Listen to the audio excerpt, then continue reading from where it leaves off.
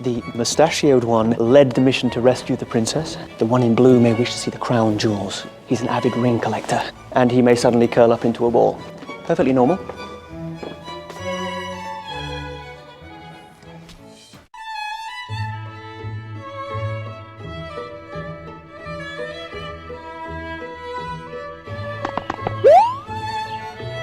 Charming.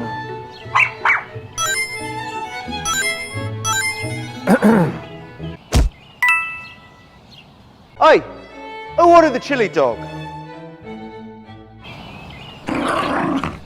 Mushroom soup, sir. Aloha, everybody, and it's that time again. Mario and Sonic are joining forces to compete in the Olympic Games. We've already had the Beijing Olympics, the Vancouver Winter Olympics, and now we're heading to London, England to enjoy the 2012 Summer Olympics. And I'm going to give a big spoiler right now. I've played Sochi 2014, and I've played Rio 2016. If you're at all curious about trying out the Mario and Sonic Olympic series, this is the high point. The best handheld Olympic game belongs to London 2012, and the best console Olympic game also belongs to London 2012. These are the best games in the series and the ones I would recommend. In fact, I actually think these two games are better than average. They're actually really good games with a fantastic soundtrack, a neat story mode on 3DS, and some of the easiest, most engaging multiplayer games that you and your friends can actually enjoy. Oh yeah! This is the high point of the Mario and Sonic Olympics series, so let's get into why. Once again, this is a minigame collection gathering your favorite Mario and Sonic characters together to compete for gold medals in competitions. They haven't updated the roster since Vancouver, so you have the same 25 characters broken up into 4 different categories. And if you're playing the Wii version, you can still play as your Mii avatars, who once again gain the ability to customize their stats by wearing different clothing. Every time you finish a minigame, you are awarded a ticket, which can be used to purchase this clothing. Sometimes you'll get regular gear, and sometimes you'll gain the ability to dress up as your favorite Mario and Sonic characters. Even ones who aren't playable, like the Koopa Kids, or the Babylon Rogues, or whatever. But like Vancouver, it's just a nice way to make the Miis have some kind of RPG system and let you control how they behave in events. Surprisingly, London 2012 marks the first time that the series has been on the 3DS, but the 3DS version doesn't have Miis. Yeah, you still can only play as the regular characters, and even though Miis are a thing, you can't actually play as them on the handheld. A little odd. But the 3DS version does make up for it with a pretty fantastic story mode that fixes a ton of the problems I had with Vancouver's story mode. So the plot is this. It's Olympic season and everyone is gathered to compete. Even Dr. Eggman and Bowser, who don't have any ulterior motive other than to win some gold medals. Hell, Eggman managed to set up a secret base inside Big Ben and is actually using it as a training spot to practice Taekwondo on Metal Sonic. Because Eggman and Metal Sonic are both competing in Taekwondo. Eggman is the most interesting man alive. Anywho, while in London, he manages to grab a special urn which has inside the Phantasmal Fog. This fog can create foggy, ghostly minions to do your bidding and cover the entire atmosphere. But surprisingly, Eggman doesn't want to use it yet. He's just here for the games.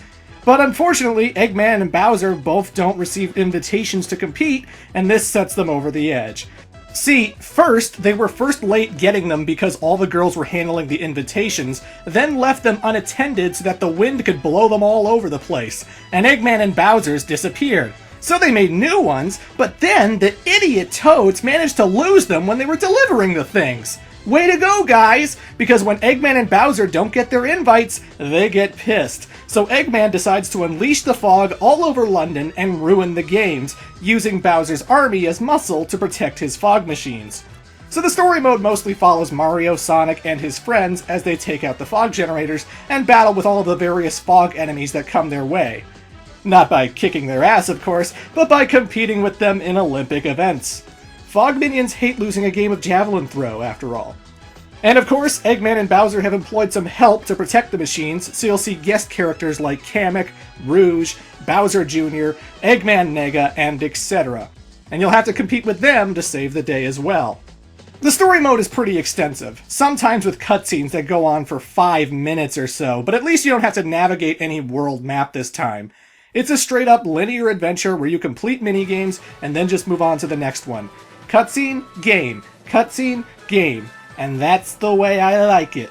It's pretty well animated, and sometimes it adds some fun flavor to characters like Wario, Shadow, Blaze the Cat, and of course my fave, Dr. Eggman.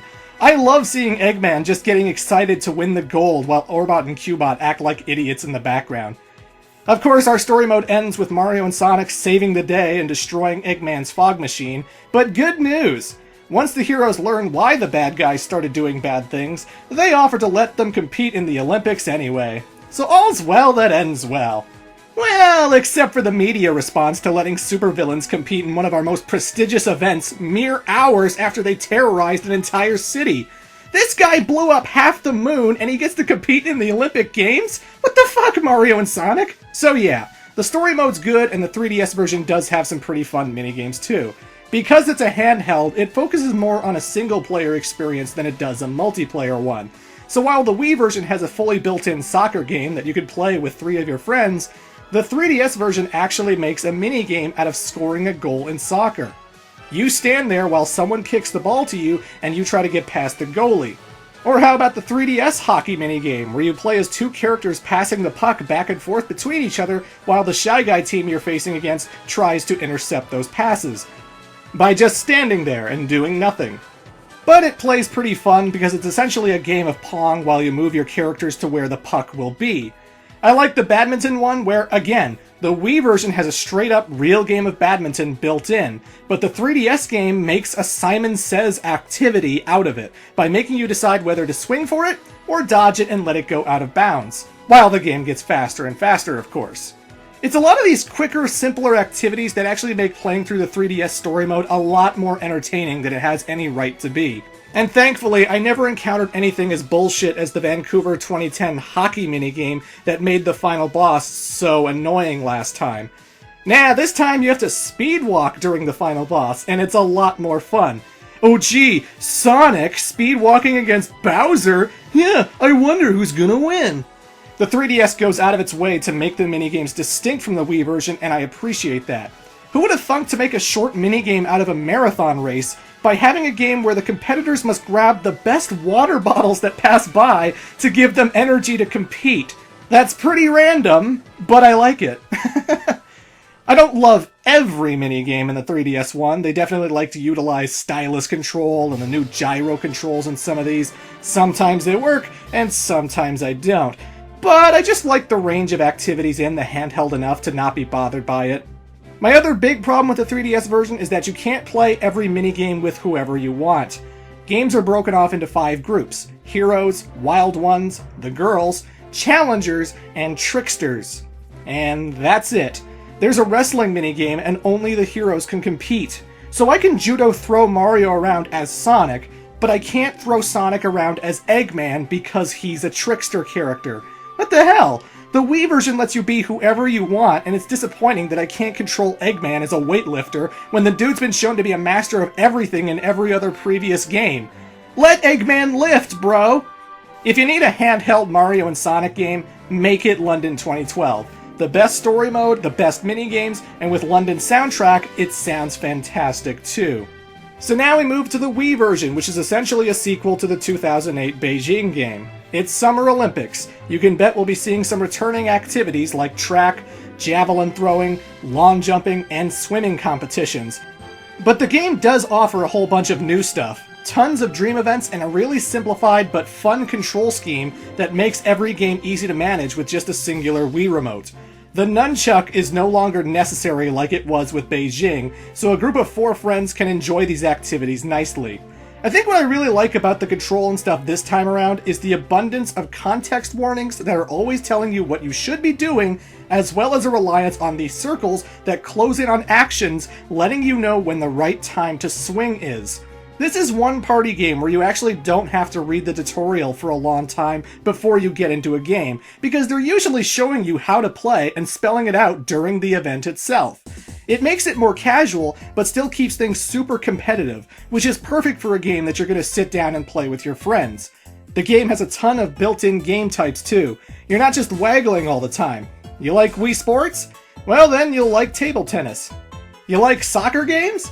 Well, you can play one that doesn't use motion controls and lets you hold the Wii Remote sideways. Who's good at Duck Hunt? Then pop over to the pistol event to aim at the sensor bar and see who's more accurate with a gun. Even the beach volleyball feels intense and could easily be its own thing. Dead or Alive Extreme Beach Volleyball is named after this, and they can't even come close to the quality that's in London 2012. These mini-games are so fun, so easy to learn, and they don't have the weird sensitivity issues that Beijing had. There's a ton of diversity in every single event, and I haven't even gotten to the Dream events yet. Returning from Vancouver, and only in the Wii version, a whole bunch of special out there events set in Mario and Sonic's worlds. There's a game where you ride on floating bumpers and try to ram into your friends and collect more rings than they do while flying through Windy Valley from Sonic Adventure.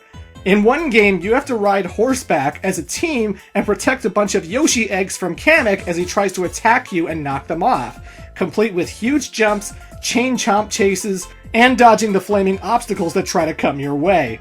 I love that they took Beijing's super fun trampoline event and made it competitive multiplayer inside the Space Colony arc.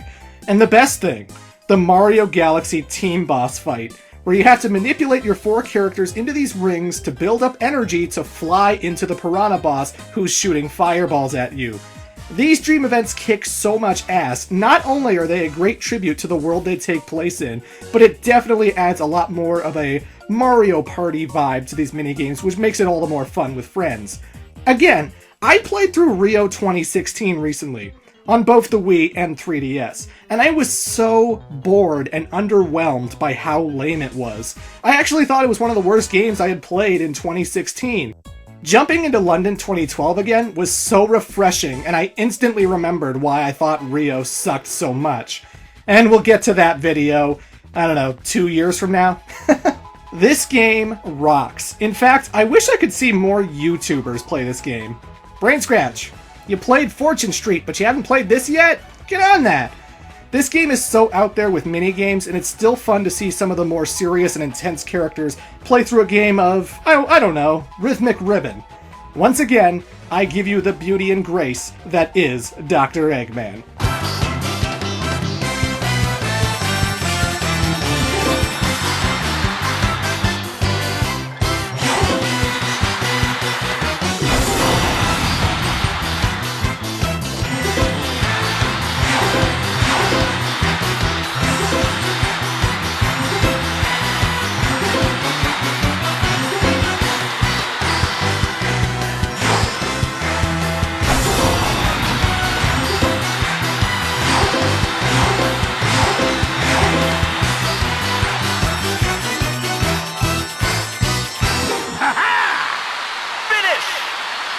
How majestic!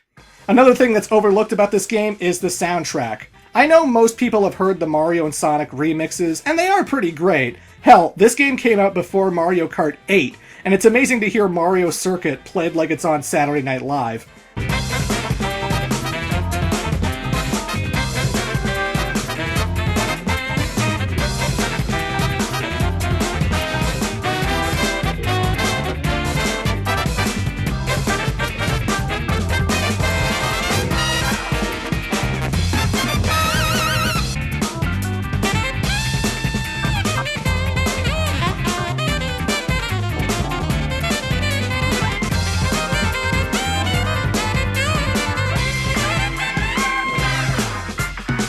And you can customize the Mario and Sonic tracks to play during any event you want.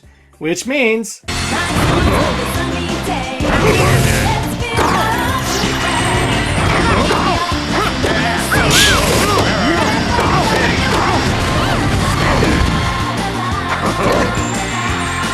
It'll never get old! But the actual soundtrack is what I like most. Yeah, the Mario Sonic remix nostalgia is great, but guys, listen to the actual soundtrack of London 2012. It's like Sega got their A-team to inject life and personality into mostly every minigame and event, and I genuinely downloaded a few of the tracks from this game. It's so good!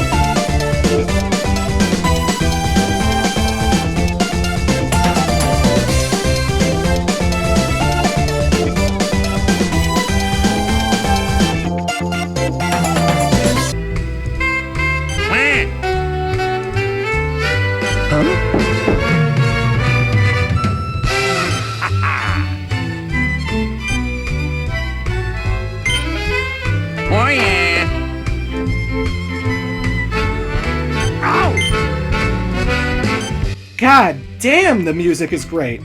This game isn't just average, I dare say it's great. If you have to play one of these games, only one, make it London 2012.